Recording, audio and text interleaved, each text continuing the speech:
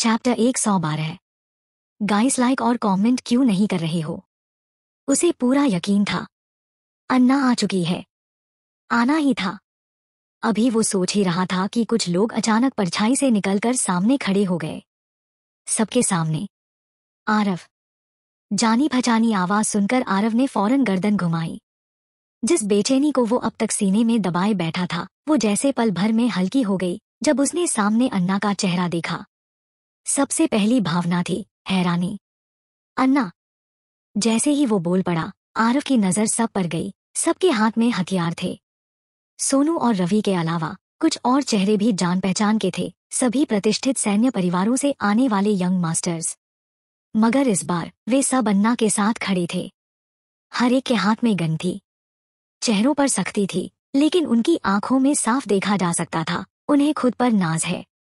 आरव को समझते देर नहीं लगी कि इन सब ने ही उस जगह पर मौजूद किराए के सैनिकों को ठिकाने लगाया था। अन्ना और उसके ग्रुप के आने से वहां मौजूद छात्रों का डर कुछ हद तक कम हो गया। वे जो कोनों में छिपे बैठे थे अब उठ खड़े हुए। उनकी निगाहें अन्ना पर थीं, हैरान और घबराई हुईं। करीब दर्जन भर लोगों का ग्रुप उनके सामने खड़ा था, हर किसी के हाथ में हथियार, लोहे जैसे सख्त, मजबूत और किसी प्रोफेशनल फौज की तरह खतरनाक। संख्या भले 10 से थोड़ी ज्यादा थी, मगर उनके अंदर जो आत्मविश्वास और जोश था वो उन्हें एक संपूर्ण मिलिट्री यूनिट की तरह प्रस्तुत कर रहा था। एक अलग ही ताकत की आभा उनमें थी। सबने वही अकादमी की यूनिफॉर्म पहन रखी थी। वही चेहरे थे जो रोज दिखते थे, लेकिन आज सब कुछ बदला लग रहा था। यह नजारा पोलारिस की स्टूडेंट्स की लाइफ का एक स्थायी हिस्सा बनने जा रहा था। रोहिणी ने अचानक अपने बगल में खड़े लड़के को धक्का दिया। उसकी आंखें सीधी अन्ना पर टिकी थीं। अन्ना ने हाथों में सबमशीन गन थामी हुई थी। वह 2 कदम आगे बढ़ी, उसकी नजर सामने खड़े एक स्टूडेंट पर जम चुकी थी, बेहद ठंडी, बेहद गंभीर। वो लोग कभी भी यहाँ पहुंच सकते हैं। अन्ना की आवाज ज्यादा तेज नहीं थी, मगर हर शब्द धरती पर वजन की तरह गिरा। जो लोग गन चलाना जानते हैं आगे आएं, और जो हथियार दुश्मनों ने पीछे छोड़े हैं उन्हें उठा लें। अपनी और अपने साथियों की हिफाजत करें। उसने जानबूझकर एक निशान छोड़ा था ताकि दुश्मन उनकी ओर आकर्षित हो सके, वरना लुकास और बाकी सब खतरे में पड़ जाते। सब टीचर्स और स्टूडेंट्स ने एक दूसरे की ओर देखा। कई के चेहरों पर डर था। बिना कुछ बोले आरव झट से जमीन पर पड़े मरे हुए सैनिकों से गन और गोला बारूद उठा लाया। फिर अन्ना के ठीक पीछे खड़ा हो गया, उसके कंधे से कंधा मिलाकर, पूरी तरह तैयार जंग के लिए। अब सबका फोकस अन्ना की बात पर था। उसने कहा था वो लोग आने वाले हैं। कई लोग कांप रहे थे, हिम्मत नहीं जुटा पा रहे थे, मगर कुछ ऐसे थे जिन्हें गन चलानी आती थी, वो आगे बढ़े। रोहिणी की नजर अन्ना पर थी। जिस सलीके और आत्मबल के साथ वो खुद को संभाल रही थी, उसे देख कई स्टूडेंट्स की निगाहें अन्ना की ओर घूम गईं। ये देखकर रोहिणी का सीना जलने लगा। मत जाओ, वो तुम्हें बर्बादी की तरफ ले जा रही है, रोहिणी ने तेज चिल्लाकर कहा। एक लड़का जो गन उठाने वाला था उसकी बात सुनकर रुक गया। अन्ना का माथा थोड़ा सिकुड़ गया। चारों तरफ की निगाहें जब रोहिणी पर पड़ी तो उसके अंदर एक अलग ही कॉन्फिडेंस जाग उठा। वे सब मारे गए हैं और यकीनन बाकी सबको भी अन्ना ही यहाँ खींच लाई है। उनकी संख्या देखो, एक से एक हथियार से लैस। वो जानबूझकर तुम्हें मौत की ओर धकेल रही है। उस पर भरोसा मत करो। रोहिणी फिर बोली, हम उन लोगों से टक्कर नहीं ले सकते। ये सब सिर्फ मौत को दावत देना है। बेहतर होगा जैसे अब तक छिपे थे वैसे ही छिपे रहें। खुदकुशी क्यों करें? वो इतनी मजबूती और तर्क के साथ बोल रही थी कि खुद को भी अपने शब्दों से यकीन हो गया। उसके चेहरे पर घमंड और आत्मविश्वास झलक रहा था। उसकी बातों ने भीड़ में हड़कंप मचा दिया। जो लड़का पहले आगे बढ़ रहा था अब रुक गया, झिझकने लगा। अन्ना की आंखों में सख्ती आ गई। वो तेजी से रोहिणी की तरफ बढ़ी। वो जहां से भी गुजरती लोग अपने आप रास्ता छोड़ते चले जाते। 10 मीटर की दूरी जैसे 2 कदमों में सिमट गई। अब अन्ना सीधी रोहिणी के सामने खड़ी थी। रोहिणी पीछे हटना चाहती थी, लेकिन उसके पैर जैसे जमीन में गड़ गए हों। हिल भी नहीं पा रही थी। उसकी आंखें फटी रह गईं, जैसे सामने से अन्ना मौत बनकर आ रही हो। अन्ना ने हाथ झटके से ऊपर उठाया, सबमशीन गन को सीधा रोहिणी के माथे पर टारगेट किया। आह! भीड़ में अचानक चीखों की लहर दौड़ गई। लड़कियां चिल्लाते हुए अपने कान ढकने लगी और पीछे हट गईं। अन्ना, तुम क्या करने जा रही हो? रोहिणी की आवाज कांप रही थी, जैसे शब्द उसके गले में फंस गए हों। उसका दिल इतना जोर से धड़क रहा था कि लग रहा था बस बाहर छलकने ही वाला है। नहीं, अन्ना मुझे मार नहीं सकती। वो ऐसा कर ही नहीं सकती। रोहिणी अपने दिल को अंदर ही अंदर समझाने लगी। अन्ना का खूबसूरत चेहरा उस वक्त एक बर्फीली तलवार जैसा लग रहा था, पूरी तरह बेजान, बिना किसी भाव के। तुम झूठ बोलकर सबको भटका रही हो। ऐसे लोग मरने लायक होते हैं, अन्ना ने कुछ पल रुककर कहा। और हाँ, याद है ना, मैंने पहले ही तुम्हें क्या कहा था? भले ही उसके शब्द एक सवाल जैसे थे, पर उसमें कोई शक की गुंजाइश नहीं थी। वो आखिरी वाकया रोहिणी के लिए किसी सजाए मौत से कम नहीं था। उसके अंदर एक सहरन सी दौड़ गई। अनजाने में ही उसके कदम दो पीछे हो गए, उसकी निगाहें मदद के लिए इधर उधर ढूंढने लगी। चैप्टर 113। वो एक शैतान है। वो मुझे मारना चाहती है, रोहिणी ने अपनी पूरी ताकत से चीखते हुए कहा। अन्ना, तुम मुझे नहीं मार सकती। पापा तुम्हारा सिर काट देंगे। अचानक अन्ना का हाथ कांपा। सबको लगा कि अब वह रोहिणी पर गोली चलाने वाली है, लेकिन उसने अपनी सबमशीन गन का मुंह एकदम दूसरी दिशा में घुमा दिया। रोहिणी को अचानक अपने शरीर में एक तेज झटका महसूस हुआ, जैसे कोई अदृश्य ताकत उसे जमीन पर पटक गई हो।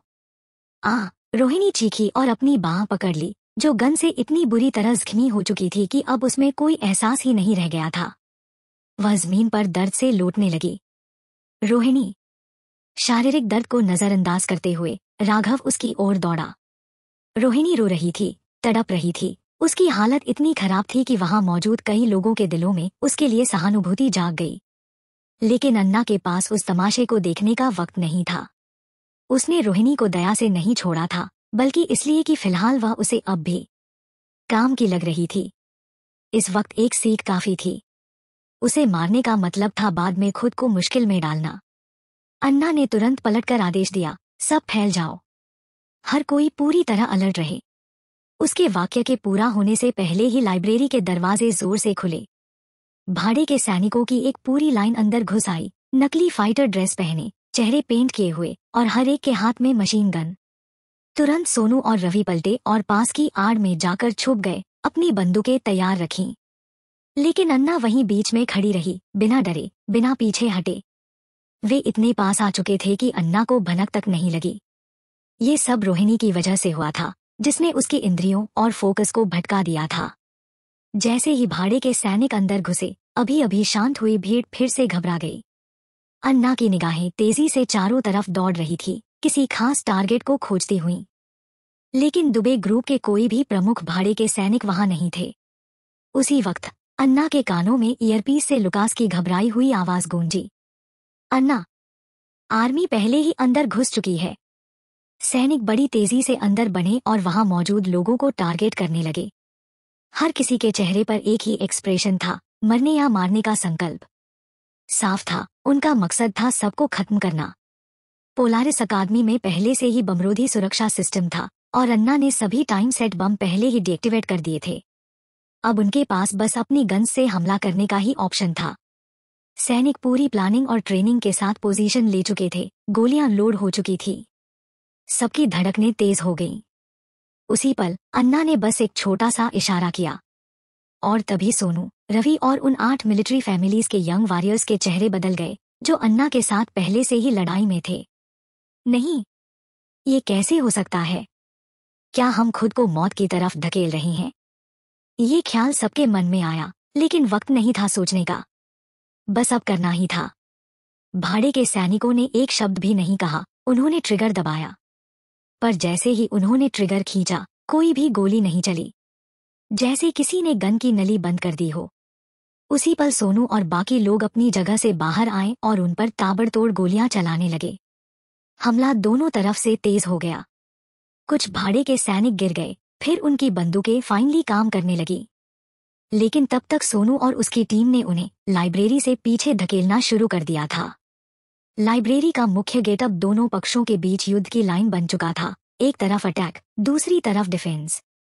उसी वक्त वो लड़का जो पहले डर रहा था गन उठाने से, अब बिना हिचकचाए सामने आ गया और सीधा गेट तक जाकर फायरिंग में शामिल हो गया।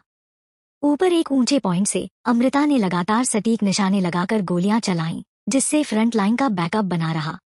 उसकी मौजूदगी ने दुश्मनों को डरा दिया। कोई भी आगे बढ़ने की हिम्मत नहीं कर पा रहा था। वो एक साया बन चुकी थी, एक अदृश्य स्नाइपर जो कब किसे मार दे कोई नहीं जानता था। अन्ना ने कुछ पल के लिए अपनी आंखें बंद की। उसकी शारीरिक हालत ऐसी थी कि वो गोलियों की चाल पर बस एक पल के लिए कंट्रोल रख सकती थी, लेकिन उसे सिर्फ उसी पल की जरूरत थी। अब तक सोनू और उसका ग्रुप लाइब्रेरी को एक मजबूत किला बना चुके थे। भाड़े के सैनिक लाख कोशिशों के बाद भी अंदर नहीं घुस पा रहे थे, और तब सेना पहुंच चुकी थी। लेकिन दुबे ग्रुप के असली टॉप मेंबर कहाँ हैं? अन्ना के कान हल्के से हिले और उसकी आंखों की पुतलियां सिकुड़ गईं। वो तुरंत आगे बढ़ी और अपनी सबमशीन गन सोनू की तरफ फेंक दी। इधर ही रहो, बैकअप बस आने ही वाला है, उसने कहा। अन्ना, तुम कहाँ जा रही हो? सोनू ने गन पकड़ते हुए पूछा, फायरिंग जारी रखते हुए। चूहा पकड़ने जा रही हूँ, अन्ना की आवाज बर्फ जैसी ठंडी थी। वो लाइब्रेरी की रेलिंग फुर्ती से पार कर गई और पलक झपकते ही सबकी नजरों से गायब हो गई।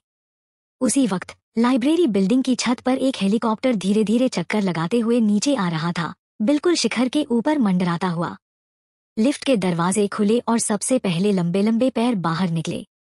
उसके पीछे सटीक कदमों से चलते हुए भारी मिलिट्री बूट्स की आवाज गूंजने लगी। ये लाइब्रेरी बिल्डिंग की 50वीं मंजिल थी और कुछ बड़ा होने वाला था। चैप्टर 114।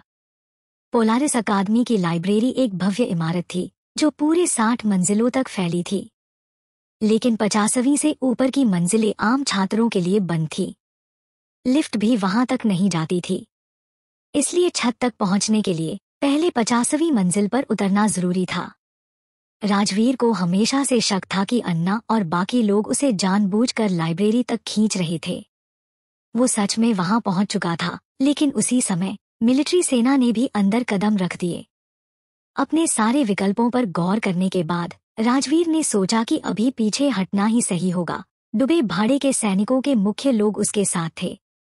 हालांकि दुबे के लड़ाकों की खासियत थी कि उन्होंने कभी अपने मिशन में हार नहीं मानी थी, इसलिए उन्होंने पीछे जाते हुए रास्ते में आने वाले सारे पोलारिस स्टूडेंट्स को साफ कर दिया ताकि खुद को छिपाने का एक कवर मिल सके। अचानक सबके कदम ठहर गए। राजवीर की नीली आंखों में एक अजीब चमक थी। वो किसी चीज को उत्सुकता से घूर रहा था। उनके ठीक सामने स्कूल यूनिफॉर्म पहने एक लड़का जैसी परछाई धीरे धीरे सामने आई। कैप्टन राजवीर, यही है वो लड़का, भैरव के साथ खड़ी आयशा ने धीमे से फुसफुसाया। आयशा की बात सुनते ही सबने सामने खड़े उस लड़के को सतर्क निगाहों से देखना शुरू कर दिया।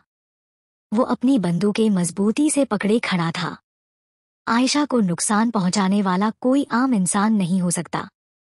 अब इन भाड़े के गुंडों को क्या पता वह एक लड़का नहीं लड़की है। राजवीर ने हल्की हंसी में कहा, तो ये तुम ही हो। सच कहूं तो तुमने मुझे हैरान कर दिया। उसके लहजे में एक रहस्यमय मुस्कान और एक अनजाना खतरा छिपा था। अन्ना ने उसे ठंडी निगाहों से देखा। वही था ये। न सिर्फ वो उस दिन ब्लैक मार्केट में उससे टकराया था, बल्कि पोलारिस में भी अमृता से उसकी भिड़ंत हो चुकी थी। वो वही चश्मा पहने लड़का था जिससे अमृता गलती से टकरा गई थी। हालांकि उस वक्त उसने अपनी शक्ल बदल ली थी, इसलिए अन्ना ने उसे पहचाना नहीं था। ठीक उसी तरह अन्ना ने राजवीर के शब्दों का जवाब दिया। राजवीर की भौहें थोड़ी उठीं, उसकी बिल्ली जैसी आंखों में अजीब सी चमक थी। उसी पल अकादमी की जमीन में तेज कंपन महसूस होने लगा। युवान ने चिंता से भौहें सिकोड़ी। कैप्टन राजवीर, अब और देरी नहीं हो सकती।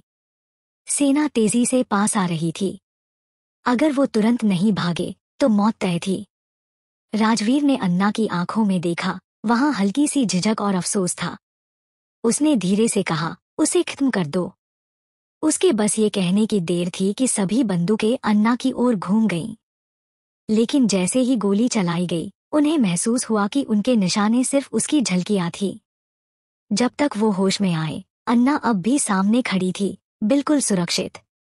दरअसल अन्ना ने शुरुआत में अपनी अलौकिक शक्ति से गोलियों को रोकने की योजना बनाई थी, लेकिन उसे ये देखकर हैरानी हुई कि गोलियों की गति अचानक 100 गुना धीमी हो गई। वक्त जैसे ठहर गया हो।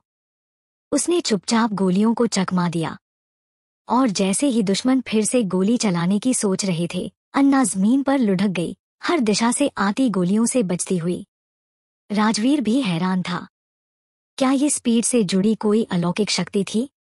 जैसे ही अन्ना ने गोलियों से बचाव किया, उसने बिना देरी किए अपनी उंगलियां फैलाईं, और अगले ही पल सामने मौजूद सारी बंदूकें आग की लपटों में बदल गईं और जोरदार धमाके के साथ फट पड़ी। कई भाड़े के सैनिक जल गए, कुछ बुरी तरह घायल हुए। 2 अलौकिक शक्तियां? राजवीर की आंखों में गहरा झटका था। क्या वाकई इस दुनिया में कोई और ऐसा था जो एक साथ 2 शक्तियों का मालिक हो? लेकिन इन शक्तियों का उपयोग करने के बाद अन्ना की मानसिक शक्ति बुरी तरह थक चुकी थी। कुछ समय के लिए वो अपनी शक्तियां दोबारा नहीं चला सकती थी। युवान ने ठंडी आवाज में कहा, कैप्टन राजवीर, आप लोग निकल जाए। इसे अब मुझे संभालने दीजिए। उसने हाथ बढ़ाया और 2 धारदार खंजर उसकी हथेलियों में घूमने लगे। अन्ना की आंखें सिकुड़ गईं। ये लड़का एक किलर है।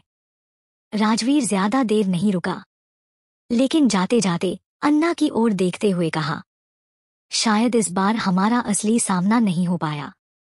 इतना कहकर उसने भैरव और आयशा को साथ लिया और आगे बढ़ गया। तुमने मेरे इलाके में घुसपैठ की है। क्या तुम्हें लगता है तुम ऐसे ही निकल जाओगे? अन्ना ने अपनी पिस्तौल राजवीर की ओर तान दी। उसने गोली चलाई, लेकिन गोली हवा में ही घूमी और जमीन से टकरा गई। वहां एक बड़ा गड्ढा बन गया। कमबख्त! उसने फिर से अपनी अलौकिक शक्ति का इस्तेमाल किया। अन्ना की आंखों में गुस्सा था। उसने अपनी रफ्तार तेज कर दी ताकि उसे पकड़ सके। उसकी गति कमाल की थी, लेकिन ठीक उसी वक्त पीछे से एक खंजर उसकी ओर आ रहा था। अन्ना ने तेजी से छलांग लगाकर उस खंजर से बचाव किया। राजवीर ने एक पल भी पीछे नहीं देखा। वो और उसके साथी पल भर में वहां से गायब हो चुके थे। ये बेरुखी अन्ना के सीने में आग बनकर धधक उठी, लेकिन वो सिर्फ अपने सामने खड़े नए दुश्मन की ओर मुड़ी। अब तुम्हारा मुकाबला मुझसे है, युवान ने ठंडे स्वर में कहा। उसकी हथेलियों में 2 खंजर घूम रहे थे। युवान के पीछे खड़े थे दर्जनों भाड़े के सैनिक। हालांकि उनकी बंदूकें बर्बाद हो चुकी थी, पर वो हथियारों से खाली नहीं थे। उनके शरीर खुद एक शस्त्रागार थे। सभी ने अपने चाकू निकाले और अन्ना की ओर शिकार जैसी निगाहों से देखने लगे। चैप्टर 115। अन्ना ने पिस्तौल को कसकर पकड़ा, लेकिन तुरंत उसे समझ आ गया, उसमें तो गोलियां ही नहीं थी। उसके चेहरे पर थकी हुई हल्की सी हंसी आ गई। वाह, तो यही कमी रह गई थी। उसने गहरी सांस ली और मन ही मन आर्यन को कोसा, अरे आर्यन, तुमने एक्स्ट्रा गोलियों के लिए जगह क्यों नहीं छोड़ी? लेकिन अब शिकायत का वक्त नहीं था। अन्ना ने तेजी से पिस्तौल खोली, मुट्ठियां भींच लीं, पैरों को डिफेंसिव पोजीशन में फैलाया और खुद को आखिरी लड़ाई के लिए तैयार कर लिया। उधर युवान एक झकझोर देने वाली हंसी के साथ चिल्लाया, उसे खत्म कर दो। समझ गया, एक और आवाज आई, और पल भर में सब उसके पीछे दौड़ पड़े। अन्ना ने फुर्ती से उनके वारों को चकमा देना शुरू किया, लेकिन वे सब प्रोफेशनल किलर थे, जिनके पास सालों का अनुभव था। चाहे अन्ना अब आम इंसानों से तेज और ताकतवर हो गई हो, लेकिन इतने हमलों को अकेले रोकना उसके लिए आसान नहीं था। और उस सब के बीच वही खतरनाक लड़का, जिसकी हर मूव जानलेवा थी, उस पर लगातार हमला कर रहा था। थोड़ी देर में अन्ना थकने लगी। उसके शरीर पर चोटें साफ दिखने लगी। एक हल्की सी कराह के साथ वह जमीन पर जा गिरी। होंठों से खून बह निकला। युवान अब और देर नहीं करना चाहता था। उसने एक झटके में अपने दोनों हाथों से 2 खंजर अन्ना की तरफ फेंके। हवा में घूमते ही वे खंजर अचानक छोटे बमों में बदल गए। अन्ना की आंखें डर से सिकुड़ गईं। वह देख रही थी कैसे वे बम उसकी तरफ आ रहे हैं। धमाका! पूरी बिल्डिंग के उस फ्लोर को एक जोरदार धमाके ने हिला दिया। चारों तरफ धुआं और धुंध फैल गई, कुछ भी साफ दिखाई नहीं दे रहा था। लेकिन तभी उस धुएं के बीच से एक लंबा आदमी निकला। उसकी बाहों में अन्ना थी। वो धमाके की आवाज इतनी तेज थी कि अन्ना कुछ पल के लिए बेहोश हो गई, लेकिन 1 मिनट में ही उसकी चेतना वापस आ गई। जैसे ही उसकी आंखें साफ हुईं, सबसे पहली चीज जो उसने देखी वो थी एक आदमी का तेज जबड़ा। उसने ऊपर देखा और उसकी निगाहें भ्रम से भर गईं। आर्यन, उसकी आवाज में हैरानी थी। उसे उठाने वाला कोई और नहीं बल्कि वही था, आर्यन। तुम यहाँ कैसे पहुंचे? उसने गहरी भौहें सिकोड़ते हुए पूछा। और ये सब क्या हुआ अभी? आर्यन के होंठों पर हल्की सी मुस्कान उभरी। उसकी आवाज में एक नटखट सा आत्मविश्वास था। मुझे डर था कि तुम मर जाओगी और मैं सारी जिंदगी अकेला रह जाऊंगा। अन्ना ने उसकी बात पर भौहें चढ़ा दी। वह उसकी बाहों से बाहर कूदी, लेकिन धमाके के बाद का धुआं अब भी चारों तरफ फैला था। उसने चारों ओर नजर दौड़ाई। जगह जगह बॉडी पार्ट्स बिखरे थे, किसी का हाथ, किसी की टांगे। क्या ये सब विस्फोट में उड़ गए? अन्ना ने मन ही मन सोचा। वो आगे जाकर जांच करने ही वाली थी कि आर्यन की हल्की सी कराह सुनाई दी। उसने पलट कर देखा। आर्यन की कॉलर बोन के नीचे एक खंजर घुसा हुआ था। वह उसके पास गई। तुम्हें चोट लगी है? आर्यन ने जैसे कुछ नहीं हुआ वैसे ही कहा, मैंने तुम्हें बचाया और खुद फंस गया। अन्ना के होंठों पर हल्की सी मुस्कान आ गई। आर्यन को लगा अब शायद वह उसकी फिक्र करेगी, लेकिन अगले ही पल उसकी उम्मीद टूट गई। यही होता है जब कोई मूर्ख बनकर हीरो बनने की कोशिश करता है, अन्ना ने बिना किसी भाव के कहा। आर्यन ने अपनी मुस्कान दबा ली। क्या यह हार की शुरुआत है? हत्यारा भाग गया, उसने धीरे से कहा। हेलीकॉप्टर की आवाज तेज होती जा रही थी। हवा की सनसनाहट के साथ अन्ना के बाल उड़ने लगे। उसने तुरंत आर्यन के शरीर की तलाशी ली और उसकी बेल्ट से वही पिस्तौल निकाली। आर्यन वहीं खड़ा रहा, हल्का सा चौंका, लेकिन किसी अजीब संतोष के साथ। अन्ना पिस्तौल लेकर घूमी और तेजी से वहां से चली गई। एक पल में वह उसकी आंखों से ओझल हो गई। जैसे ही अन्ना चली गई, आर्यन के चेहरे से हौसला धीरे धीरे गायब होने लगा। उसने खंजर को धीरे से निकाला, उसका खून बह रहा था। वो मुड़ा और फिर से चारों ओर बिखरे धुएं और लाशों को देखने लगा। उसकी आंखों में अब एक ठंडी, गहरी चमक थी, जैसे कुछ बहुत अंदर से टूट चुका हो। अगर उस वक्त अन्ना पास होती और उसने गौर से देखा होता, तो उसे साफ नजर आता कि वहां मौजूद लोग किस डरावनी, भयानक मौत का शिकार हुए थे। छत पर अन्ना 60वीं मंजिल की छत तक पहुंच चुकी थी। सीढ़ी अब भी हवा में लटक रही थी, बाएं दाएं झूलती हुई। और राजवीर, वो पहले ही हेलीकॉप्टर में चढ़ चुका था। उसने अपनी पोनीटेल खोली, उसके हल्के लहराते बाल कंधों पर गिर रहे थे, जिससे वह और ज्यादा रहस्यमयी लग रहा था। वह हेलीकॉप्टर के दरवाजे पर खड़ा था, ऊपर से अन्ना को देख रहा था। उसकी आंखें बिल्ली जैसी चमक लिए, ठंडी लेकिन मोहक। फिर उसने अपनी 2 उंगलियां होठों पर रखीं और एक चुलबुली मुस्कान के साथ अन्ना को फ्लाइंग किस दे डाली, एक ऐसा इशारा जो झन में हमेशा के लिए बस जाए। लेकिन अन्ना अब पहले जैसी नहीं थी। उसने आर्यन से ली हुई पिस्तौल उठाई और निशाना साध दिया सीधा राजवीर पर। चैप्टर 116। राजवीर को अन्ना की हरकतों से कोई फर्क नहीं पड़ा। इतनी दूरी और हवा की रफ्तार में उसे पिस्तौल से मारने की कोशिश करना किसी पागलपन से कम नहीं था। फिर भी राजवीर उसके बारे में सोचने से खुद को रोक नहीं पा रहा था। इस मिशन को पूरी तरह तबाह करने में अन्ना की अहम भूमिका थी। उसने ठान लिया था कि अगली बार वो इतनी आसानी से नहीं भागने देगी। उसे यह जरा भी अंदाजा नहीं था कि मिशन पहले ही उन लोगों के लिए विफल हो चुका था जो पीछे छूट गए थे। वो बस एक कदम आगे बढ़ा ही था कि अचानक किसी चीज के मांस में घुसने की आवाज हुई, एक तीखा झटका। राजवीर झुककर संभलने की कोशिश करने लगा, उसका पूरा शरीर कांपने लगा। कैप्टन! चारों ओर से चिल्लाहटें सुनाई दी। राजवीर ने किसी के कंधे का सहारा लिया और पलटकर अन्ना की तरफ देखा। अन्ना ने अपने हाथ की पिस्तौल वापस खींच ली और ऊपर उड़ते हेलीकॉप्टर की ओर देखा। उसके होठों पर एक ठंडी, जहर भरी मुस्कान थी। मुझे दूसरों की तरफ झुकते हुए देखना पसंद नहीं, उसने धीरे से कहा। इसे मेरी तरफ से तुम्हारे लिए एक छोटा तोहफा समझो। राजवीर ने उसके होठों की हरकत पढ़ी और उसका पहले से ही पीला पड़ा चेहरा और भी फीका हो गया। बहुत अच्छा बच्ची, अब उस तोहफे का इंतजार करना जो मैं तुम्हें भेजूंगा।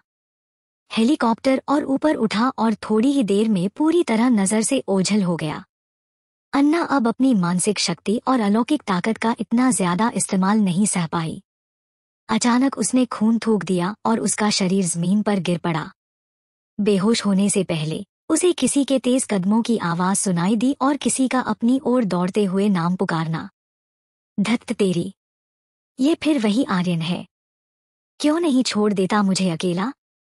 बस थोड़ी सी शांति चाहिए, तन्हाई, बिना किसी की दखलंदाजी के।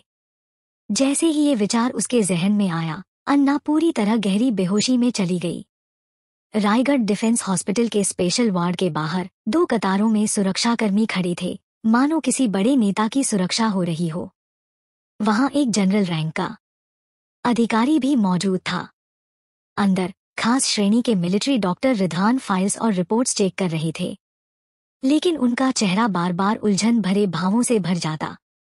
बाहर खड़े हुए लोगों को देखकर आर्यन को ताज्जुब हुआ कि अन्ना के लिए इतनी हाई लेवल सिक्योरिटी क्यों लगाई गई है, खासकर अनिकेत। वो जिस नजर से अन्ना को घूर रहा था, जैसे कोई भूखा भेड़िया शिकार को ताक रहा हो। आर्यन को समझ में आ गया कि अनिकेत के मन में कुछ न कुछ चालबाजी जरूर चल रही है। आर्यन ने एक नजर करण की ओर डाली, जो चुपचाप एक किनारे खड़ा था। करण ने सिर झुकाकर इशारा किया और फिर बाहर जाकर बाकी स्टाफ से बात करने लगा। कभी कभी करण को लगता था जैसे उस पर दोहरी जिम्मेदारियां थोप दी गई हैं, एक और सेक्रेटरी का काम और दूसरी तरफ हाउसकीपर जैसा काम। लेकिन फिर आर्यन के लिए काम करने का मतलब ही था हर हद पार करना। कुछ देर बाद वार्ड के बाहर के कर्मचारी धीरे धीरे हटने लगे। अजीब है, रिधान बुदबुदाया, रिपोर्ट्स चेक करते हुए उसके माथे पर चिंता की लकीरें थीं। आर्यन ने बिस्तर पर बेहोश पड़ी अन्ना की ओर देखा। क्या अजीब है? रिधान ने होंठ दबाए और बोला, लगभग 1 महीने पहले जब मैंने उसे देखा था, उसकी हालत बिल्कुल खराब थी। मैंने फिजिकल टेस्ट तो नहीं किया था, लेकिन साफ नजर आ रहा था कि वो बहुत कमजोर है। लेकिन अब वो बिल्कुल बदल गई है। उसका बॉडी फैट रेशियो बहुत ही कम है और उसके सारे हेल्थ इंडिकेटर्स बिल्कुल परफेक्ट। इतना परफेक्ट कि जैसे उसे किसी खास सांचे में ढाला गया हो। बिस्तर की ओर देखते हुए डॉक्टर रिधान ने धीरे से कहा, क्या तुमने नोटिस किया? उसके अंगों में गजब की ताकत है। किसी आम लड़की के लिए ये मुमकिन नहीं। किसी प्रोफेशनल सैनिक को भी इस लेवल तक पहुंचने में 10 साल लग जाते हैं। और फिर उनके शरीर में कुछ न कुछ असामान्यता भी आ जाती है, जैसे ओवरमस्कुलर पार्ट्स या हड्डियों की बनावट में बदलाव। लेकिन अन्ना, वो एकदम नॉर्मल लड़की जैसी लगती है। फिर उसने अचानक कुछ देखा और बुदबुदाया, हाँ, कुछ एरियाज को छोड़कर जहां उसका डेवलपमेंट थोड़ा कम है। पर ये नॉर्मल है। हर लड़की का शरीर अलग होता है। कोई पूरी तरह ग्रो कर जाती है, पर चेस्ट स्मॉल रहती है, जैसे कि। अरे मिस्टर आर्यन, आप कर क्या रहे हैं? मुझे नीचे उतारिए, नहीं तो मैं चिल्ला दूंगा। आर्यन ने बिना किसी कोशिश के रिधवान का कॉलर पकड़ा और उसे एक हाथ से उठाकर हवा में लटका दिया। रिधवान, जो 6 फुट लंबा था, पूरी तरह हवा में झूल रहा था। उसके बाद रिधवान के लिए खुद को डॉक्टर कहना भी शर्मिंदगी भरा था। आर्यन ने उसे ठंडी नजरों से देखा और जोर से जमीन पर फेंक दिया। रिधवान ने 2 बार खांसा और मन ही मन सोचने लगा, मैं सिर्फ मेडिकल तरीके से उसका एनालिसिस कर रहा था। ऐसा नहीं था कि मैं अन्ना का फायदा उठाने की कोशिश कर रहा था। चैप्टर 117। मैं सिर्फ ये जानना चाहता हूँ कि वो बेहोश क्यों हुई और कब तक होश में आएगी, आर्यन ने डॉक्टर से कहा। डॉक्टर ने अपना कोट ठीक किया और 4 ड्रिप की तरफ देखा। बहुत ज्यादा मेंटल स्ट्रेस की वजह से अन्ना डीप कोमा में चली गई है। हमने उसे कुछ दवाइयाँ दी हैं और अगर सब ठीक रहा तो 1 दिन के आराम के बाद वो होश में आ जाएगी। आर्यन ने चैन की सांस ली। उसकी नजर अन्ना के शांत चेहरे पर टिकी थी, जो एक गहरी नींद में सो रही थी। बहुत ज्यादा मानसिक तनाव। डॉक्टर के बोलने के कुछ सेकंड बाद ही बिस्तर पर पड़ी अन्ना की आंखें अचानक खुल गईं। उसे बस इतना याद था कि वो सोई हुई थी। जैसे ही उसे होश आया, उसकी आंखें अपने आप खुल गईं। ये उसकी सर्वाइवल इंस्टीट्यूट थी। कई बार बस आंखें बंद करना ही मौत की तरफ पहला कदम साबित हो सकता था। पर उसने कभी नहीं सोचा था कि जैसे ही वो जागेगी, सबसे पहले उसे आर्यन दिखेगा। उसके बगल में एक डॉक्टर खड़ा था, सफेद कोट पहने हुए। वो डॉक्टर उसे जाना पहचाना लग रहा था, खासकर उसकी आवाज। अन्ना की आंखों में एक हल्की सी पहचान चमकी। ये वही डॉक्टर है जिसने मुझे आर्यन की प्रॉपर्टी पर बचाया था। वो तुम थे? अन्ना ने डॉक्टर से पूछा। उसके अचानक जागने से डॉक्टर वहीं रुक गया। कुछ देर तक वो अन्ना को देखता रहा, कुछ कह नहीं पाया। आर्यन के चेहरे पर हल्की सी मुस्कान आ गई। क्या तुमने नहीं कहा था कि उसे कम से कम एक दिन तो लगेगा? डॉक्टर झेंप गया। काश मैं अपनी बात वापस ले पाता। कितनी शर्म की बात है। अन्ना की नजर डॉक्टर पर पड़ी, फिर उसने धीरे से गला साफ करते हुए मुस्कुरा कर कहा, डॉ रिधवान, मुझे तुम्हारी याद है?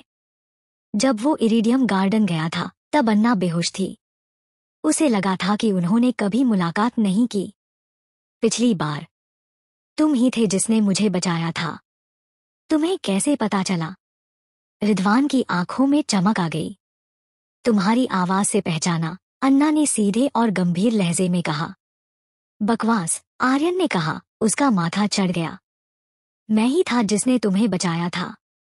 रिधवान ने चुप रहना ही बेहतर समझा। ओह, अन्ना ने बस इतना ही कहा। आर्यन ने होंठ भींच लिए। मुझे इतना गुस्सा क्यों आ रहा है? रिधवान ने मुंह ढकते हुए हल्की हंसी में कहा, मिस्टर आर्यन सही कह रही हैं।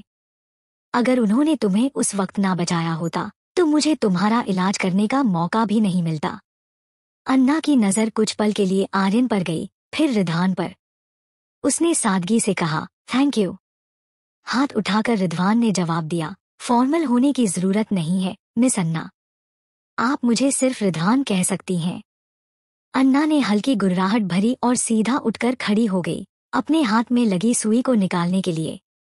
जैसे ही उसने हाथ बढ़ाया, आर्यन ने उसका हाथ रोक लिया। अन्ना ने तीखी नजर से देखते हुए कहा, हटाओ मुझे। क्या तुम एक बार आराम से नहीं रह सकती और बिस्तर पर लेटे नहीं रह सकती? ये सब पिछली बार भी हुआ था। आर्यन की आवाज में एक गहराई थी। उनकी आंखें मिली। अन्ना को उसकी आंखों में सिर्फ कंसर्न दिखा। क्या ये मेरी फिक्र कर रहा है? क्यों? तुम पिछले 8 घंटे से कोमा में हो, और अब अगर यहाँ वहाँ घूमोगी तो लोग सोचेंगे कि तुम कोई सुपर हीरो हो। क्या हम सबके सामने शो कर रही हैं? आर्यन ने चुटकी लेते हुए कहा, पर उसके लबों पर एक धीमी मुस्कान थी। रिधवान ने माहौल भापते हुए कहा, मिस अन्ना, हालांकि आपको होश आ गया है, लेकिन आपकी बॉडी पर काफी चोटें हैं। और जो मेंटल ट्रॉमा आपने झेला है, उसके बाद आपको रेस्ट की बहुत जरूरत है।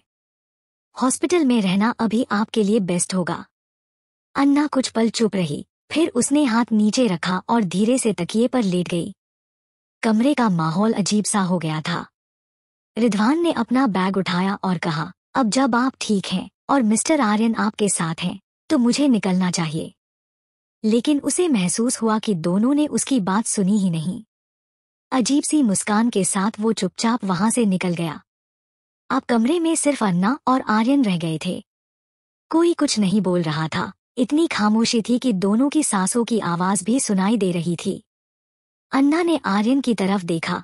पहली बार उसे एहसास हुआ कि शायद वो इस इंसान को पूरी तरह जानती ही नहीं थी। दुनिया की नज़र में आर्यन एक सक्सेसफुल और कैरिस्मेटिक इंसान था, जिसमें हर वो क्वालिटी थी जो एक पावरफुल आदमी में होनी चाहिए। लेकिन उसके अंदर क्या चल रहा था, ये अन्ना कभी नहीं समझ पाई। इतनी मुलाकातों के बावजूद उसे लगता था कि आर्यन एक रहस्य है, गहरा और अनजाना। पोलारिस एकेडमी कैसा है? अन्ना ने पूछा। आर्यन ने अपनी उंगलियां 2 बार टेबल पर टैप की, पर भूल गया कि उसका हाथ अब भी अन्ना के हाथ पर था। वो हल्की सी टच एक सॉफ्ट टीजिंग की तरह लगी। अन्ना की नज़र उसके हाथ पर गई।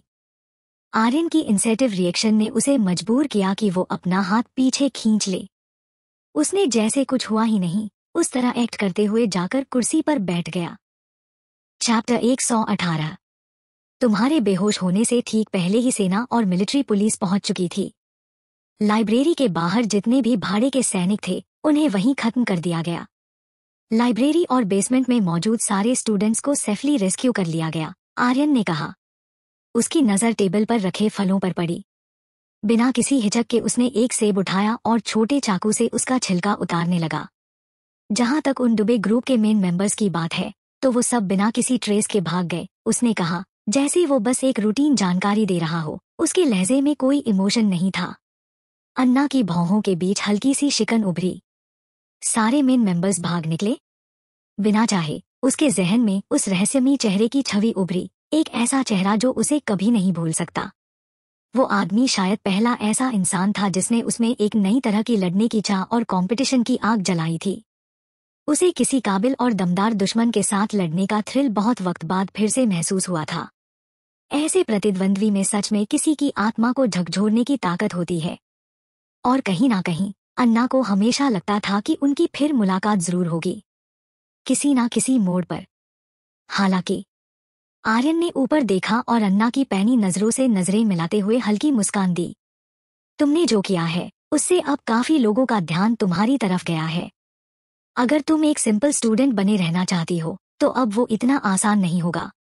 अन्ना के चेहरे के हाव भाव ज्यादा नहीं बदले, लेकिन अंदर से वो आर्यन की बातों पर गहराई से सोचने लगी। आर्यन ने सेब का आखिरी छिलका निकाला और बोला, फिर भी अगर तुम वाकई एक सिंपल स्टूडेंट बनना चाहती हो तो नामुमकिन नहीं है। मैं तुम्हारी मदद कर सकता हूँ। उसकी मुस्कान और आंखों की चमक देखकर साफ लग रहा था कि वो इस मौके का फायदा उठाने को तैयार था। ऐसा लग रहा था जैसे उसने एक जाल बिछाया हो और अब बस अन्ना के उसमें फंसने का इंतजार कर रहा हो। अगर सब कुछ मेरे पास है जो मुझे चाहिए तो मैं पीछे क्यों हटूं? अन्ना कुछ पल रुकी, फिर उसका टोन मजबूत हो गया। केवल एक ईमानदार और सम्मानजनक जिंदगी जीकर ही मैं ये महसूस कर सकती हूँ कि मेरा वजूद असली है। मैं अब भी खुद हूँ, सिर्फ एक खाली खोल नहीं। उसकी बातों ने कुछ सेकंड के लिए आर्यन को शांत कर दिया। उसने गहराई से अन्ना को देखा। उसकी नजरों में एक मिलाजुला इमोशन था, जैसे वो समझ भी रहा था और कहीं उलझा भी हुआ था। कुछ सेकंड बाद उसने सेब का एक टुकड़ा काटा और अन्ना की तरफ बढ़ाया। अगर कल्याणी ने ये सीन देखा होता तो शायद वो तुरंत वॉशरूम भाग जाती। कल्याणी की नजर में उसका बेटा आर्यन हमेशा घमंडी था, किसी को तवज्जो ना देने वाला। उसने कभी कल्याणी के लिए अंगूर तक नहीं छिले तो फिर किसी और के लिए सेब काटना तो दूर की बात थी। उसका ये बर्ताव एकदम पक्षपाती था। शुक्र है कल्याणी वहां नहीं थी, वरना फिर रोती हुई बाथरूम में बंद हो जाती। लो, खा लो, आर्यन ने ऐसे कहा जैसे किसी बहस की कोई गुंजाइश ही ना हो। अन्ना ने भौहें चढ़ाई और उसकी तरफ घूरते हुए बोली, ना बाबा, नहीं खा रही। आर्यन कुछ सेकंड तक उसे देखता रहा। उसका चेहरा पूरी तरह इमोशनलेस था। फिर अचानक उसके होठों पर एक हल्की सी शरारती मुस्कान आ गई। चलो ना, मेरी बात मान लो। मरीजों को जल्दी ठीक होने के लिए फ्रूट्स खाने चाहिए, उसने कहा। उसकी आवाज में एक खास तरह की मिठास थी, जैसे कोई धुन बज रहा हो। और वही आवाज अन्ना के कानों में कुछ ऐसा असर डाल गई कि वो कुछ पल के लिए हैरान रह गई। उसकी आईब्रो थरथराई, उसके बदन में झुरझुरी दौड़ गई और उसकी रीढ़ में एक सर्द सनसनी उतर गई। उसने सेब को देखा, फिर धीरे से उसे ले लिया और मुंह में डाल लिया। जब वो चबा रही थी उस आवाज ने आर्यन के मूड को और भी लाइट कर दिया। अन्ना को इसमें कुछ खास नहीं लगा। उसे सिर्फ इतना लगा कि उसके गले में हल्की सी खुश्की है और पानी पीना चाहिए। आखिरकार जो दिया गया खाना न खाना बेकार बात होती। वैसे भी उसमें एक कमजोरी थी जो शायद उसे खुद भी नहीं पता थी। वो स्ट्रॉन्ग लोगों के सामने डटकर खड़ी रहती थी, लेकिन जो लोग उससे कमजोर होते और जिनमें कोई बुराई ना होती, उनके सामने उसका सख्त रवैया पिघल जाता। जैसे कि जब अमृता उसके सामने प्यारी और आज्ञाकारी बनने का नाटक करती थी, या जब आर्यन अपनी शराफत और मीठी बातों से उसका दिल जीतने की कोशिश करता था तो वो थोड़ी नरम पड़ जाती थी। और ये बात अन्ना को खुद भी शायद मालूम नहीं थी। लुकास से तुम्हारा क्या रिश्ता है? आर्यन ने अचानक पूछा। बस क्लासमेट है, अन्ना ने बहुत कैजुअली कहा। आर्यन ने भौहें चढ़ाई और उसकी आंखें थोड़ी संकरी हो गईं, जैसे वो अन्ना के जवाब की सच्चाई को तौल रहा हो। उसने सोचा कि अन्ना जैसी जिद्दी और इमोशनलेस लड़की अगर कहती है कि लुकास सिर्फ क्लासमेट है तो शायद सच में उनका कोई और रिश्ता नहीं है। ये सोचकर आर्यन का दिल हल्का हुआ। अन्ना ने बिना झिझके सवाल किया, डुबे ग्रुप का रायगढ़ से क्या दुश्मनी है? फिर वो लोग पोलारिस अकेडमी पर अटैक क्यों कर रहे थे? अन्ना ने गंभीर होकर पूछा। उसके लिए तो भाड़े के सैनिक कभी ऐसी हरकत नहीं करते थे जिसमें कोई इनाम ना हो। बिना किसी मकसद के रायगढ़ में घुसना और पोलारिस पर हमला करना एकदम बेसिर पैर की बात थी। पोलारिस अकेडमी की चारदीवारी के अंदर वो सारे बच्चे थे जो या तो बड़े सरकारी अफसरों के वारिस थे या जिनमें एक दिन देश को लीड करने की काबिलियत थी। दूसरे शब्दों में, पोलारिस में पढ़ने वाले छात्र ही रायगढ़ का आने वाला कल थे।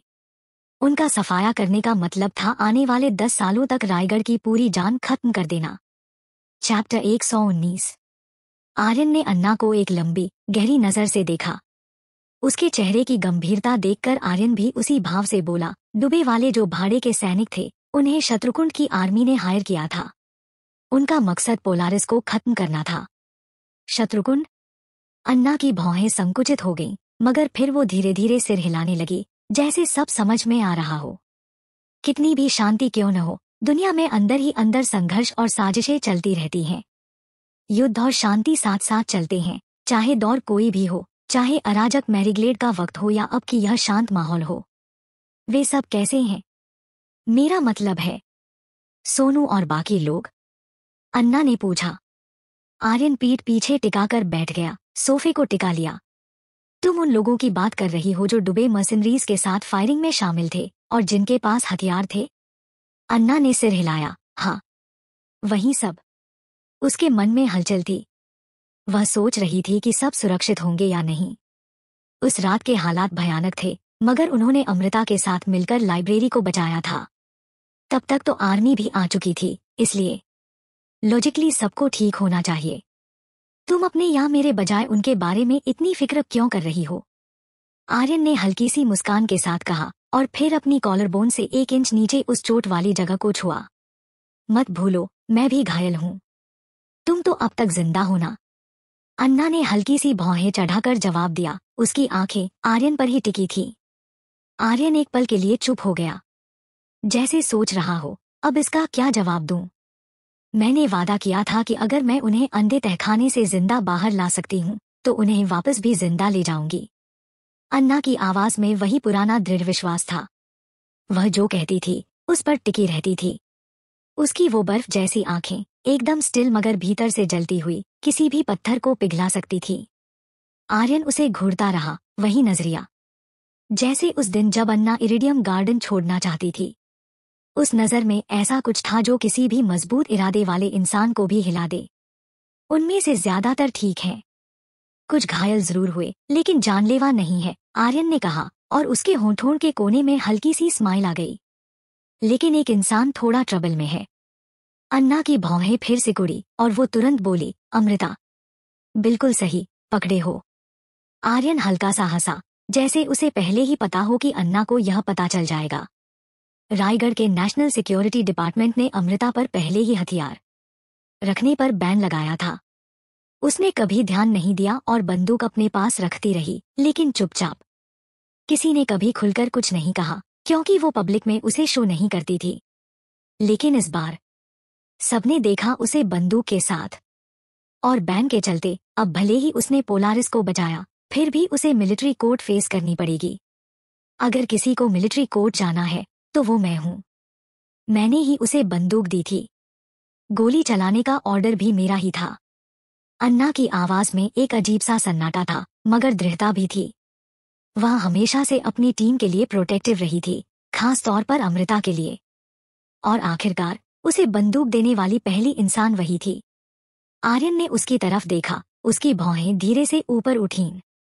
सच तो यह था कि अन्ना ही वो लड़की थी जिसने पोलारिस अकादमी की पूरी गोलीबारी की प्लानिंग की थी, डुबे मर्सिनरीज से टकराव में लीडर बनी थी, और इतने कम वक्त में वो मिलिट्री बैकग्राउंड वाले कई युवा लड़कों को अपना फॉलोअर बना चुकी थी। उसने अमृता को अपने पक्ष में कर लिया था, वो अमृता जो एक जमाने में अपने असामाजिक स्वभाव के चलते रायगढ़ के लिए सिरदर्द बन गई थी। और लुकास को भी, जो कभी स्काई जेल में कैद था। इस लड़की में और कितनी छुपी हुई काबिलियतें होंगी? तुम खुद को बहुत चालाक समझती हो ना? आर्यन ने हल्का सा मुस्कराते हुए कहा, फिर अभी इतनी भोली क्यों बन रही हो? अन्ना थोड़ी चौंकी। अमृता के पिता कोई मामूली आदमी नहीं है। और इस बार उसने पोलारिस को बचाने के लिए जो किया वह वाकई काबिले तारीफ था। अगर उसे कोर्ट में भी ले जाया गया तो उसे सजा मामूली ही होगी, बल्कि इस घटना के बाद उसके ऊपर से बंदूक वाला बैन हटने की भी पूरी उम्मीद है। आर्यन की उंगलियां अब मेज के किनारे पर हल्के हल्के टैप कर रही थी। उसकी नजर अन्ना पर ही थी, लेकिन किसी को उसकी निगरानी करने की जरूरत पड़ेगी ताकि उसका असामाजिक स्वभाव कंट्रोल में रहे। अन्ना कुछ सोचने लगी। उसकी बड़ी बड़ी भौहें हल्के से सिमट गईं। मुझे ऑफिस में कुछ काम निपटाने हैं, इसलिए मैं अब तुम्हारी केयर नहीं कर पाऊंगा, आर्यन ने कहा और फिर पास रखा फोन उठाकर उसमें नंबर डायल करने लगा। अगर तुम्हें मेरी याद आए तो कॉल कर लेना। उसकी आवाज में एक खास सा इशारा था और उसकी भौहें हल्के से ऊपर उठ गईं। अन्ना थोड़ी हैरानी से उसे देखती रही। उसने मेरी देखभाल की? कैसे? आर्यन ने फोन रखा और बाहर निकल गया, लेकिन कुछ कदम चलने के बाद ही वह फिर मुड़ा और अन्ना के हॉस्पिटल बेड के पास वापस आ गया। अन्ना ने उसे घूर कर देखा। वह कुछ कहने ही वाली थी कि आखिर अभी तक गया क्यों नहीं, लेकिन तब तक आर्यन झुक चुका था। उसका लंबा ताकतवर शरीर एकदम पास आ गया और तभी अन्ना ने अपने गाल पर एक हल्की सी चुभन महसूस की। उसके होश उड़ गए। इससे पहले कि वह कुछ समझ पाती, अपराधी तेजी से अपराध स्थल से फरार हो चुका था। चैप्टर 120। बिल्कुल उस बिल्ली की तरह जो अभी अभी कोई मीठा शिकार दबोच कर निकली हो, आर्यन हल्के और तेज कदमों से बाहर निकल गया। उसके चेहरे पर एक जीत की चमक थी। अन्ना के गालों पर हल्के हल्के उंगलियों के निशान थे जो साफ बता रहे थे कि अभी अभी कुछ हुआ है। उसने गुस्से में दांत भींचते हुए कहा, आर्यन सिंह, मेरा चेहरा कोई तकिया नहीं है जो कोई भी यूं दबा दे। वार्ड से बाहर निकलते हुए आर्यन ने अंदर से एक तेज गुस्से भरी आहट सुनी और अजीब बात यह थी कि उसे ये सुनकर और ज्यादा मजा आने लगा। वह अपनी हथेली को बार बार रगड़ते हुए मुस्कुराने लगा। मेरी होने वाली बीवी की स्किन वाकई में बहुत नरम है, वो बुदबुदाया, जैसे उसे अभी भी वो एहसास हो रहा हो। तभी उसके पीछे से हल्की अफरातफरी की आवाज आई। उसने कंधे पर हाथ फेरते हुए मुड़कर देखा। कुछ लड़के एक एक करके अन्ना के वार्ड में घुस रहे थे। उसकी आंखें पल में गहरी हो गईं। ये कौन लोग हैं? पास खड़े करण ने झट से निगाह घुमाई और बोला, सर, लग रहा है ये सब मिस अन्ना के कॉलेज फ्रेंड्स हैं। कुछ तो उनके काफी क्लोज भी दिखते हैं। आर्यन का चेहरा पल भर में स्याह हो गया। क्या इन्हें नहीं पता कि एक मरीज को रेस्ट की जरूरत होती है? ये लोग क्या मेला लगा रहे हैं वहां? करण ने धीरे से होंठ दबाते हुए कहा, आप सही कह रहे हैं सर, मैं अभी जाकर उन्हें बाहर निकालता हूँ। इतना कहकर वो तुरंत पलटा और अंदर चला गया। आर्यन वहीं से मुड़ा, लेकिन अब उसके दिमाग में कुछ और चल रहा था। अन्ना जैसी लड़की को अकेला छोड़ना बहुत रिस्क भरा था। उसकी मासूमियत और खूबसूरती का कोई भी फायदा उठा सकता था। चलते चलते उसने जेब से अपना फोन निकाला और एक कॉल लगा दी। घर में बैठी कल्याणी फेस मास्क लगाए आईने के सामने आराम से बैठी थी। तभी फोन बजा। उसने एक हाथ से फोन टटोला। हेलो माँ। आर्यन, सब ठीक है ना? किसी ने कुछ कहा क्या? कल्याणी की आवाज में टेंशन था क्योंकि उसने चेहरे पर मास्क लगा रखा था। मैं शादी कर रहा हूँ, पापा को भी बता देना, आर्यन ने शांत लहजे में कहा और फोन काट दिया। क्या? कल्याणी इतनी हैरान हुई कि सीधे सोफे से नीचे गिर पड़ी और उसका फेस मास्क जमीन पर जा गिरा। उसी वक्त विक्रम सीढ़ियां उतर रहे थे। कल्याणी को जमीन पर बैठे और रोते हुए देखकर उनका चेहरा सख्त हो गया और वो तेजी से उसके पास पहुंचे। क्या हुआ? कल्याणी ने कमर पकड़ी, उठकर खड़ी हुई और लगभग चिल्लाते हुए बोली, आपके बेटे की शादी हो रही है। क्या? विक्रम को पहले तो समझ नहीं आया। हाँ, शादी हो रही है और आप ऐसे खड़े हैं जैसे कोई छोटी सी बात बता दी हो। विक्रम ने भौहें सिकोड़ी। उनकी प्रतिक्रिया कल्याणी जैसी जोशीली नहीं थी, लेकिन वो अन्ना नाम की लड़की से प्रभावित थे जिसका जिक्र कल्याणी पहले भी कर चुकी थी। ये सही नहीं है, लड़की अभी छोटी है। कल्याणी ने गहरी सांस ली। यहाँ रायगढ़ में शादी की लीगल एज 18 है। विक्रम ने लापरवाही से कंधे उचका दिए। टेंशन मत लो, अगर मेरा बेटा इतनी सी बात नहीं संभाल सकता तो उसे मेरा बेटा कहलाने का हक भी नहीं है। फिर अचानक उनकी भौहें और सिकुड़ गईं। वो ठहर कर बोले, नहीं, ऐसा बिल्कुल नहीं होगा। क्यों? कल्याणी ने हैरानी से पूछा। गंभीरता से विक्रम बोले, क्योंकि लड़की अभी नाबालिग है, और अगर आर्यन ने इस वक्त उस पर दबाव डाला तो ये उसकी जिंदगी बर्बाद कर देगा। मैं चाहता हूं कि लड़की खुद बोले कि वो शादी के लिए तैयार है, वरना आर्यन को उस पर हाथ उठाने का भी हक नहीं। कल्याणी ने धीरे से अपनी नाक छुई, आंखों में चिंता झलक रही थी। तुम जानते हो ना, वो जिद्दी है। अगर उसे कोई चीज चाहिए तो वो उसे हासिल करके ही मानता है। और ईमानदारी से कहूं, अब तो शायद तुम भी उसे रोक नहीं सकते।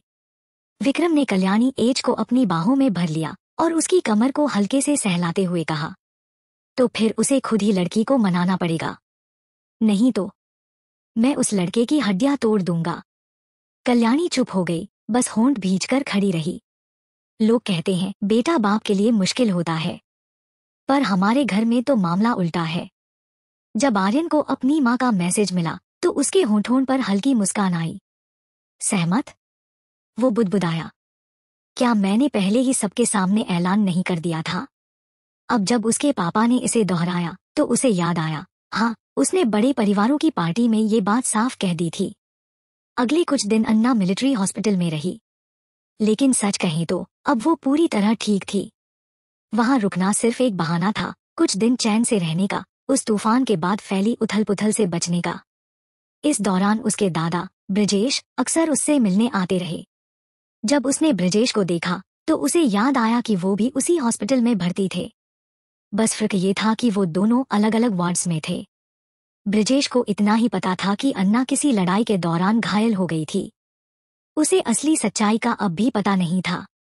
जब वो मिलने आया तो बस दो चार चिंता भरे शब्द बोले। अन्ना वैसे भी चुप रहने वाली लड़की थी और ब्रजेश भी ज्यादा बातूनी नहीं थे। दोनों अस्पताल के कमरे में चुपचाप बैठे रहे, एक बिस्तर पर, दूसरा व्हीलचेयर में। कई मिनट बीत गए और दोनों में से किसी ने भी एक शब्द नहीं कहा। फिर आरव, सोनू और कुछ अन्य लोग आ गए। उनके आते ही अन्ना का मूड थोड़ा खुल गया। वो ज्यादा बात करने लगी। चैप्टर 121। एक तरफ खड़ा ब्रजेश अंदर ही अंदर जल रहा था। उसकी नजरें बस अपनी पोती पर थीं, अन्ना। वह उससे एक भी शब्द नहीं बोल रही थी, लेकिन दूसरों से हंस हंस कर बात कर रही थी।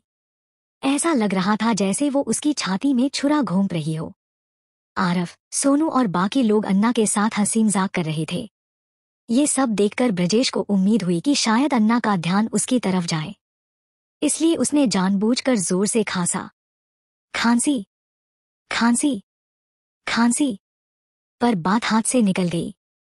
एक दो बार की खांसी बेकाबू खांसी में बदल गई। खांसी, खांसी।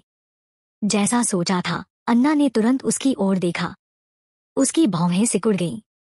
वह जल्दी से बिस्तर से उठी और तेजी से चलते हुए ब्रजेश के पास पहुंची। दादाजी, उसने अपना हाथ आगे बढ़ाया और उनकी पीठ हल्के से सहलाई। आरव भी तुरंत चिंता में आ गया। दादाजी, आप ठीक हैं ना? ब्रजेश ने हाथ उठाकर कुछ कहने की कोशिश की, लेकिन उससे पहले ही अन्ना ने मुड़कर पीछे खड़े सिक्योरिटी गार्ड को डांटा। जल्दी करो, दादाजी को आराम करने ले जाओ। ब्रजेश बोलने ही वाला था, उम्मा, अन्ना, पर अन्ना ने उसे बीच में ही टोकते हुए कहा, आपकी तबीयत बहुत अच्छी नहीं है और आप यहाँ वहाँ घूम रहे हो। आपको अभी अस्पताल में ठीक से आराम करना चाहिए। अगर आप बोर हो रहे हैं तो मैं और आरव आपको एक बार बाहर ले चलेंगे। आप वहाँ जाकर आंटी लोगों का शो या डांस देख सकते हो। उसका चेहरा एकदम गंभीर था, जैसे वो दिल से कह रही हो। ब्रजेश तो जैसे सुन्न रह गया। क्या ये मेरी वही पोती है? आरव भी शौक में था। बाकी सब पहले तो हैरान रह गए, लेकिन फिर अपनी हंसी छिपाने लगे। नहीं, नहीं हंसना है, बिल्कुल नहीं। ओल्ड जनरल ब्रजेश यादव के सामने मजाक उड़ाना बहुत बड़ी बेइज्जती होगी। हालांकि अन्ना ने सबको हंसते देखा, लेकिन उसे समझ नहीं आया कि हंसी किस बात की थी। इस शरीर की यादों में तो साफ लिखा है कि इस दुनिया के सारे बड़े बुजुर्ग गरबा नाटकीय डांस पसंद करते हैं, है ना? अन्ना, दरअसल मैं बस इतना कहना चाहता था। ब्रजेश चुप हो गया। शब्द उसकी जुबान पर अटक गए। मैं क्या कहना चाहता था? बस उसका ध्यान पाना। खांसी, खांसी। अब की बार खांसी सच में असली थी। अन्ना ने तुरंत पीछे खड़े गार्ड को देखा। गार्ड ने तुरंत बात समझते हुए कहा, चलिए सर, पहले वापस चलिए, आपको आराम की जरूरत है। ब्रजेश ने सिर हिलाया। जाते जाते अन्ना को देखकर उसने गंभीर आवाज में कहा, अन्ना, आरव, मुझे गरबा डांस या नाटकीय शो देखना बिल्कुल पसंद नहीं है।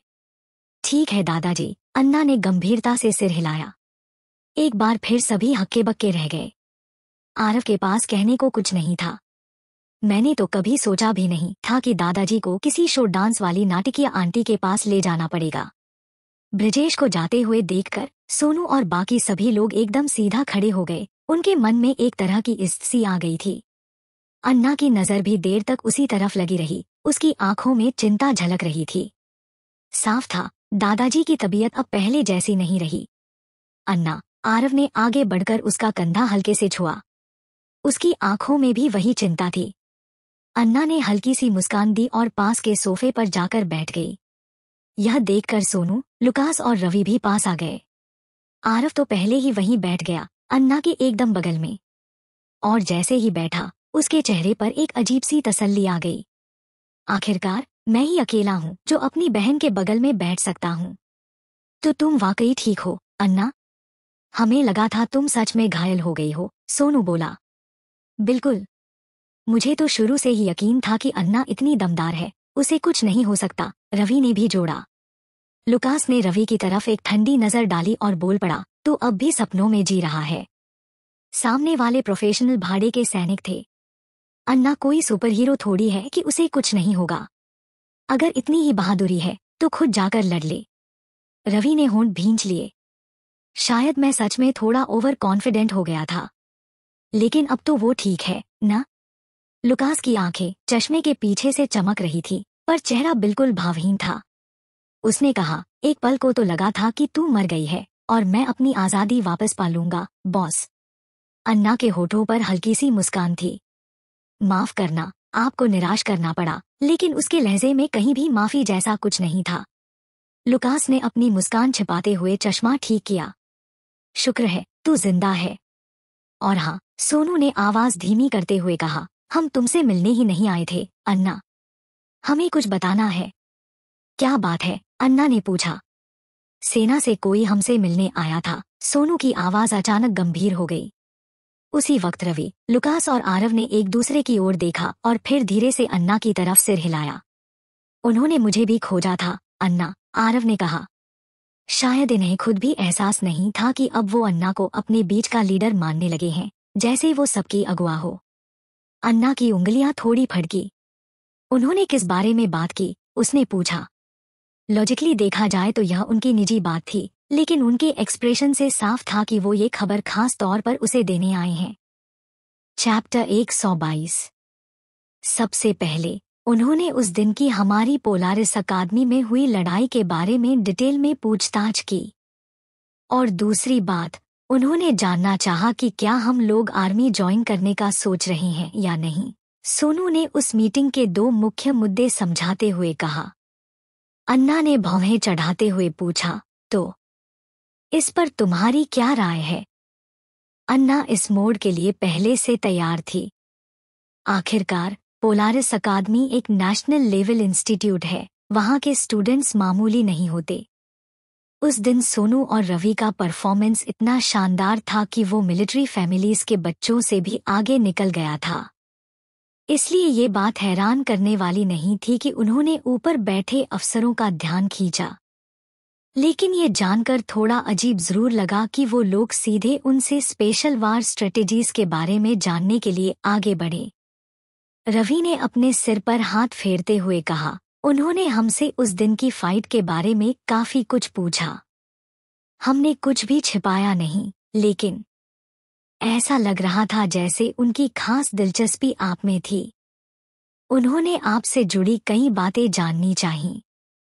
सोनू ने भी सिर हिलाया, मानो वो रवि की बात से पूरी तरह सहमत हो। लुकास भी अन्ना की तरफ देखने लगा। उन्होंने अकादमी के सिक्योरिटी कैमरों की फुटेज एक्सेस कर ली थी, जिसमें उस दिन की तुम्हारी फाइट रिकॉर्ड भी थी। अचानक अन्ना के मन में एक ख्याल आया। क्या उन्हें मैं खास लगती हूँ? और वो भी मिलिट्री डिपार्टमेंट को? थोड़ा सोचती हूँ। मुझे पहली बार कब ऐसा लगा कि कोई मुझे नोटिस कर रहा है। अगर मैं ठीक याद करूँ तो वो दिन था जब मैं आरव के साथ शूटिंग रेंज से बाहर निकली थी। मतलब ये सब वहीं से शुरू हुआ। मैंने शूटिंग रेंज में मौजूद लगभग सभी लोगों से मिल लिया था और वो सब आम मिलिट्री फैमिली से थे। नहीं, सब नहीं। एक ऐसा इंसान था जिससे मैं कभी मिली नहीं, लेकिन जानती थी कि वो है। बाद में मैंने खुद उस कैमरे को ट्रैक किया जो मेरी हरकतों पर नजर रखे हुए था। अब सब साफ है, वो जो मुझे देख रहा था वो मिलिट्री डिपार्टमेंट से ही था। अन्ना के सोच में डूबे चेहरे को देखकर सब चुप हो गए, जैसे बिना कहे ही ये समझ गए हों कि उसे डिस्टर्ब नहीं करना चाहिए। एक तरह की अनकही अंडरस्टैंडिंग बन गई थी, जिससे सोनू और रवि खुद भी चौंक गए थे। काफी देर सोचने के बाद अन्ना ने सिर उठाया और सोनू और रवि की तरफ देखा। तो क्या तुम लोग आर्मी में जाने के बारे में सोच रहे हो? सोनू और रवि ने एक दूसरे को देखा। उनकी आंखों में थोड़ी झिझक थी। हमने इस बारे में अब तक कुछ सोचा नहीं, रवि ने ईमानदारी से जवाब दिया। अन्ना के होठों पर हल्की मुस्कान थी। अगर मैं चाहूं कि तुम सब सोल्जर बनो तो? वो कुछ पल रुकी और फिर कहा, मेरे साथ चलो और आर्मी का हिस्सा बनो। क्या तुम तैयार हो? उसका ये ऑफर सुनते ही वो दोनों थोड़े देर के लिए सन्न रह गए, जैसे उन्हें अचानक किसी गहरी जिम्मेदारी की तरफ धकेल दिया गया हो। उन्हें ऐसा लगा जैसे अभी खड़े होकर हॉस्पिटल के चारों तरफ 2-3 चक्कर लगा आएं ताकि सोच साफ हो जाए। आरव के लिए तो ये डिसीजन पहले से ही साफ था। वो एक आर्मी बैकग्राउंड से था और बचपन से ही शूटिंग, ट्रेनिंग सब कुछ का हिस्सा रहा था। इसलिए उसके लिए आर्मी में जाना कोई नई बात नहीं थी। लेकिन जब उसने अन्ना को ये कहते सुना कि वो खुद सोल्जर बनना चाहती है, तो वो भी चौंक गया। हालांकि उसकी एबिलिटीज को देखकर ये कहना गलत नहीं होगा कि आर्मी उसके लिए एक नेचुरल रास्ता है। अब अन्ना की नज़र सोनू, रवि और लुकास पर थी। वो उनके जवाब का इंतजार कर रही थी। अन्ना हमेशा से टैलेंट को वैल्यू देती आई थी। उसे ये बात अच्छे से समझ थी कि एक टीम और उसके मेंबर्स की वैल्यू क्या होती है। वो पहले भी इंडियन मिलिट्री ईस्ट की टॉप कमांडर रह चुकी थी। तब भी उसके पास एक बेहतरीन टीम थी, हर किसी की एक यूनिक पावर थी। हर फाइट में सबकी अपनी अहमियत होती थी और सबने मिलकर हर जीत को संभव बनाया था। उसे पता था कि किसी भी मिशन में जीत और एफिशिएंसी तभी आ सकती है जब टीम में कोऑर्डिनेशन हो और स्ट्रैटेजी सही से एग्जीक्यूट की जाए। अब जब उसने तय किया है कि उसे इस दुनिया में अपनी पहचान बनानी है, तो अपनी खुद की टीम बनाना उसका पहला कदम था। लुकास ने शांत तरीके से अपने चश्मे को ठीक किया। आप मेरी बॉस हो, इसमें कोई शक नहीं कि मैं आपको फॉलो करूंगा, उसने सिंपल और स्ट्रेट फॉरवर्ड जवाब दिया। लुकास को टेक्नोलॉजी से प्यार था। उसके लिए कंप्यूटर ही सब कुछ था, चाहे वो कहीं भी हो, कोई भी पोजीशन में हो। और उसे कंट्रोल करने वाला अगर कोई था तो वो सिर्फ अन्ना थी। लुकास के जवाब ने सोनू और रवि को थोड़ा शॉक किया। लुकास वैसे बहुत कम बोलने वाला लड़का था। हाँ, वो उनके क्लासमेट थे, लेकिन उनके बीच इतनी क्लोज अंडरस्टैंडिंग नहीं थी। उन्हें सिर्फ इतना पता था कि लुकास कंप्यूटर का जीनियस है और ज्यादातर टाइम चुप रहता है। अब जब अन्ना ने उसे टीम में शामिल कर लिया है, तो उन्हें हैरानी हुई कि उन्हें इसकी भनक तक नहीं लगी। अन्ना ने लुकास के चेहरे पर फैली हल्की सी मुस्कान देखी। उसे लुकास से यही उम्मीद थी, इसलिए वो जरा भी हैरान नहीं हुई। अब सोनू और रवि सोच में पड़ गए।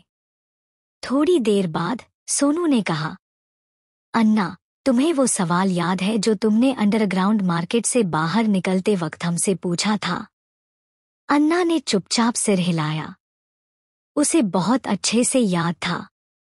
उस सवाल ने मुझे बहुत कुछ सोचने पर मजबूर किया।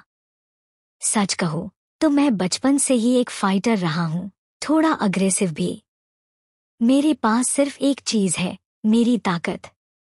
मेरे पापा बॉक्सिंग चैंपियन थे और मैंने बहुत छोटी उम्र से ट्रेनिंग शुरू कर दी थी, बॉक्सिंग और मार्शल आर्ट्स की। मेरी पूरी जिंदगी उसी में गुजर गई। कभी बैठकर ये नहीं सोचा कि मैं फ्यूचर में क्या करना चाहता हूँ।